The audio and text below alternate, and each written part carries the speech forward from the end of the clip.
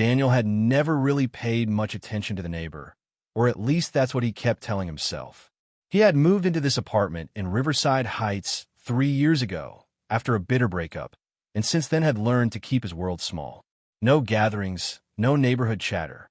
His life was reduced to a handful of routines: lines of code, iron weights, burnt coffee, and the soft hum of old vinyl jazz. Until she showed up next door. Elena. The first time he saw her, she was in the hallway wearing a faded tank top with thin straps. Her dark hair nodded quickly on top of her head, juggling a set of keys and a half-empty bottle of rose. It was one of those sweltering August evenings. She was flushed and damp with sweat, yet nothing about her seemed careless. Her gaze was sharp, steady, the kind of look that carried its own authority.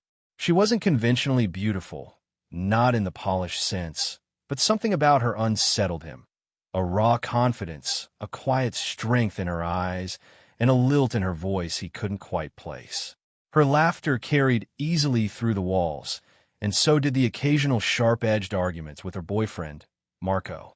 Marco was Daniel's opposite in almost every way: tall, tattooed, the kind of man who filled a room with his volume and self-assurance. He was rarely around, leaving for stretches at a time, sometimes a weekend, sometimes longer. And every time he left, Daniel caught himself listening for the sound of footsteps, of quiet, of whether Elena was still there. Once in the laundry room on the ground floor, their paths finally crossed.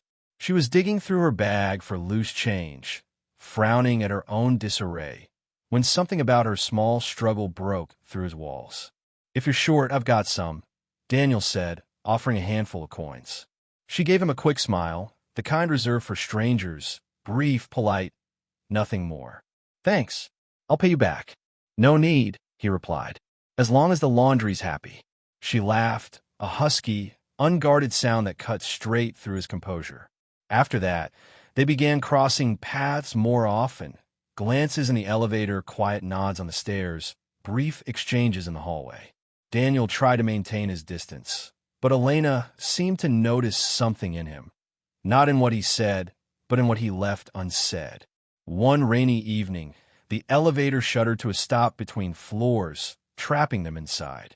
"Great," she muttered, exhaling sharply. "Still have to cook dinner for two.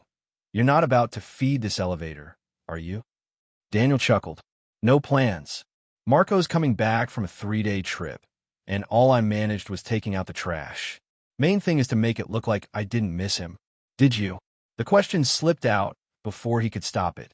Her silence lingered too long, an answer in itself. "That's none of your business, Daniel," she said at last, soft, not sharp, but with a boundary he felt immediately. "Sorry," he murmured. "Guess I'm just too observant."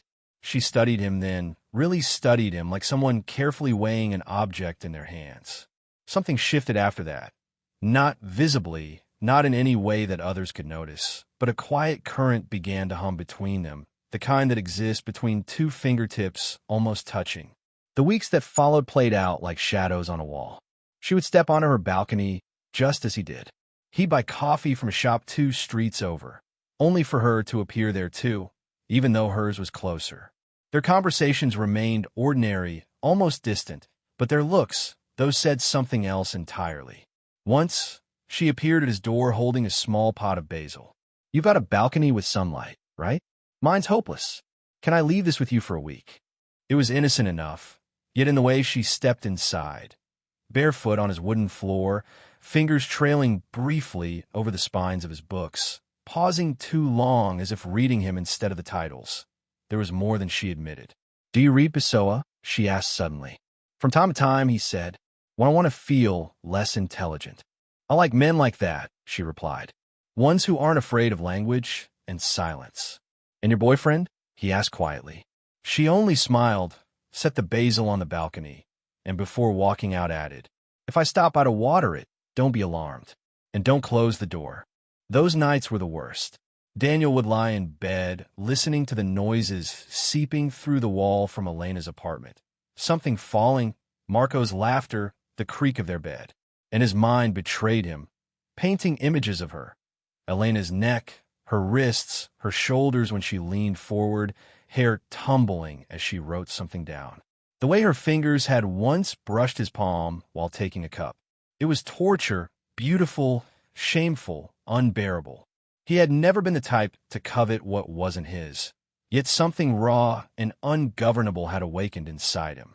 Her closeness felt unfair. She came like sudden summer rain, and he stayed drenched. One Saturday morning, Marco left again. Elena was home. Daniel stood on his balcony with his coffee when she appeared on hers. "Let's go for a walk," she said suddenly. Just like that. Just like that. Maybe we'll even laugh. They wandered the neighborhood, their conversations circling around nothing. Weather, books, how the pigeons were too many and the children too loud. At one point, sitting together on a worn bench, her voice shifted. "I'm not happy," she said. "I'm not sure I ever was." "Then why stay with him?" "Because habit is stronger than loneliness. And because I know how it ends. If you jump into something new, it's no longer control." He didn't answer. He knew she wasn't speaking lightly. Then she turned, and her gaze carried that impossible spark, the kind that make forbidden things feel inevitable. "You know what I like about you?" she whispered. "You don't push me, but you're there. I feel on my skin." Her face was close enough that he could lean in. He wanted to, but he didn't. She rose first. "Thanks for the walk, Daniel. I still don't know why I did it." "I know," he said quietly. She walked away, leaving him with the certainty that this was only the beginning. It was going to get hotter, and whatever came next would erase peace entirely. The following days dragged like an awkward silence. No sign of her, no sound of her laughter. Only the faint hum of a television through the wall, the occasional lock clicking. Elena's quietness tortured him more than her words ever could. He tried to keep to himself, working, running at dawn, refusing to glance up at her window light, pretending not to notice the ghost of her perfume in the hallway. But that walk had shifted everything. Now, she lived inside him, in his head, in his body, in the skin that remembered her nearness. By Wednesday, she appeared again. Noon, a single knock, and she slipped inside without waiting. "Hey," she said, "I need a corkscrew and some human warmth." He went to the kitchen, saying nothing. Her presence filled the room like static. He could hear her breathing, sense her moving behind him. When he turned, she was already sitting on the floor near his bookshelf. "What are you reading now?" she asked. "Myself," he replied dryly. "And I don't like the main character." She smiled. "I know. That's exactly why I'm here." That evening was the first of many. She came unannounced, bringing bottles of wine, stealing his coffee, touching objects as if they belonged to her. She wasn't a lover, not a friend either. Something sharper, something that hurt sweetly. They never crossed the line, but it dissolved nonetheless. And each time she left, Daniel felt emptier, as if she had taken a piece of him without asking. Then one stormy night, she arrived soaked through. "He kicked me out," she said, shivering. Marco was yelling. I couldn't take it. He threw my keys out the window. "Jesus," Daniel muttered. "Come in." She stepped inside, peeled off her coat, left only a thin, wet shirt clinging to her skin. He turned away quickly. "I'll get you a towel," he said. "No need." He froze. "Daniel, I'm cold." But not from the rain. When he turned back, her eyes weren't pleading. They were certain. She stepped closer. His breath caught. He saw the drops sliding down her neck, the curve of her lips. He stepped back. "I can't," he whispered. "If we cross that line now, there's no return." "Do you want to return?" she asked. She was so close he could feel her warmth. He lifted a hand, brushed her cheek, as though afraid she might break. "I think about you every day," he admitted. "And every time it's hell, because I have no right." "But you have desire," she answered. Silence filled the space between them. "You'll stay here tonight," he said at last. "In the guest room. Nothing else. If I hint at anything more, I'll lose myself." She smiled through tears. "That's the sexiest no I've ever heard." That night, Daniel lay awake listening. Through the thin wall, he heard her breathing, imagined her curled in his blanket, hair spread across his pillow. His body wanted only one thing, but his soul screamed, "Don't. This isn't yours." By morning, she was gone. On the pillow, a note. "Thank you. You're stronger than I thought. But I'm afraid one day you won't be. For the next few weeks, she didn't appear. No voice, no laughter. Marco was around, and every night Daniel heard it all through the walls. Muffled arguments, footsteps, the sting of silence afterward. One evening, stepping into the hallway, Daniel nearly collided with him. "What's up, neighbor? Keeping an eye on my girl?" Marco sneered. "No." Daniel lied flatly. "Good. Keep it that way, if you don't want trouble." Marco smirked, walked off. That same night, there was a knock. "Elena." "He's gone," she said simply. "For good, I think." "You okay?" "No." She didn't cry.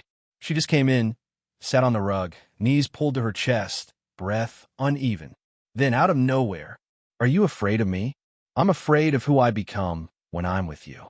"And who is that?" "Someone willing to lose himself just to be closer." Her eyes shimmered, and for the first time, she moved toward him not as a game, but in truth. "I'm scared too," she whispered. "Because when I'm with you, I'm not pretending." Her lips brushed his cheek, then the corner of his mouth. He didn't pull away. He wanted it all. Her fear, her chaos, her truth. And then she kissed him. It wasn't pretty. It wasn't polished. It was the desperate kiss of two people who had waited too long, held back too much, wanted too badly, and knew exactly how wrong it was. He lifted her, carried her toward the bedroom, but stopped at the door. "If we cross this, I won't let go." "I'm not asking you to let go," she whispered. "Just be gentle." That night changed everything. Not because they finally gave in physically, but because they allowed themselves to be real. It wasn't escape. It wasn't sin. It was mourning, healing, release. And yet in the quiet after, something in her silence said, "This won't last." Days later, she began to vanish again. No more visits. No smiles in the hallway. No answers to his questions. "We can't," she said finally. "It was wonderful, but I have to find myself without you." "Why?" "Because you built me in your head. But I'm different, and I'm afraid to break your image." "Elena, don't. If you speak, I'll stay. And if I stay, I'll break your heart again." And then she was gone. Daniel was left with a pot of basil wilting on the balcony, with silence louder than any scream, with her scent still lingering on the pillow that refused to forget. We're on the edge. If you think this was intense, wait until you see what's next. 2 weeks passed. Daniel woke, worked, came home to the same empty apartment. Everything in its place, but nothing inside him. He was still somewhere in that night. Her skin, her lips, her closeness. Elena was gone. Not just absent, vanished. No sound from her walls. No light on her balcony. Mail piling up, untouched. One morning, unable to stand it anymore, he knocked. No answer. He stood, listening, only the sound of his own breath. When he returned to his own door, there was a letter waiting in his mailbox. No stamp, no name. Just her handwriting. "Don't look for me. I need to disappear before you hate me." That was it. For the first time in years, Daniel drank. Not long, but hard. He tried dating, but found himself angry, measuring every new smile against hers, seeking her walk, her voice, her scent in other people, and never finding it. He hated himself for clinging. Hated himself for that night, because it refused to fade, refused to become just a mistake. It was real. 3 months later, she returned. Unexpected, late evening. She stood at his door in a black coat, eyes tired, no smile. She knocked twice, then waited.